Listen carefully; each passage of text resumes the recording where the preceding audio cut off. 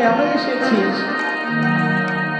নিমাই গদগদ কণ্ঠ বলছে, মুরারি আমি তো তো কারো কাছে যাই না।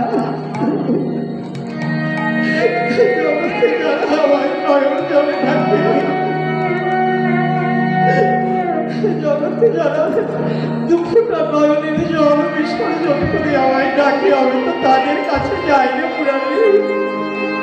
ও মুরারি, তুই তো আমার সারা রাত নয়ন জলে কেঁদে কেঁদে থাকবি মুরারি।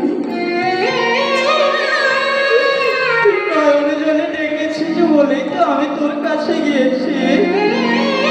কেউ যদি বাবা নয়নের কথা, হৃদয়ের কথা কেউ যদি বলে দিতে পারে, সে কি আর ধৈর্য ধরে থাকতে পারে?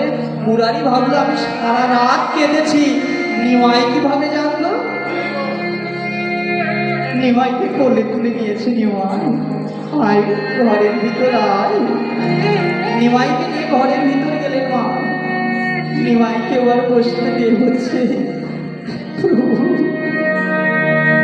দয়াবর কে তুমি বলো? দয়াময় কে তুমি? আমি সারা রাত কেঁদেছি, তুমি কিভাবে জানলে? জানি না রে মা। ছেলে যখন সংসারে ভাত দেয় না তখনও বসে কাঁদি। ছেলের বৌমা যখন দেখতে পারে না সংসারে তখনও বসে কাঁদি। কিন্তু প্রভুর কৃষ্ণ নয়, কাঁদতে জানি না। মুরারি বলছে, প্রভু আমি সারা রাত কেঁদেছি, তুমি কিভাবে জানলে? ছোট্ট নিমাই বলছে, মুরারি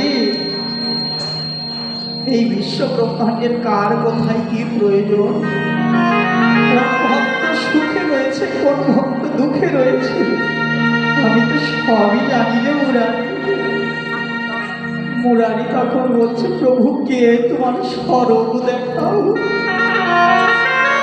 ছোট্ট নিমাই বলল, মুরারি আমি তোর ত্রেতা যুগের ভগবান রাম।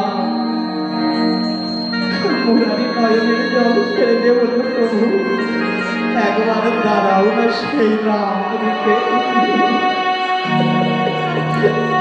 একবার দাঁড়াও তোমার রাম রূপে, আমি নয়ন ভরে তোমার রূপ দর্শন করব। ছোট্ট নিমাই দাঁড়ালেন রাম রূপে, এক হাতে ধরলেন, এক হাতে তীর, শ্যাম বর্ণ রূপে প্রভু আবার দাঁড়িয়ে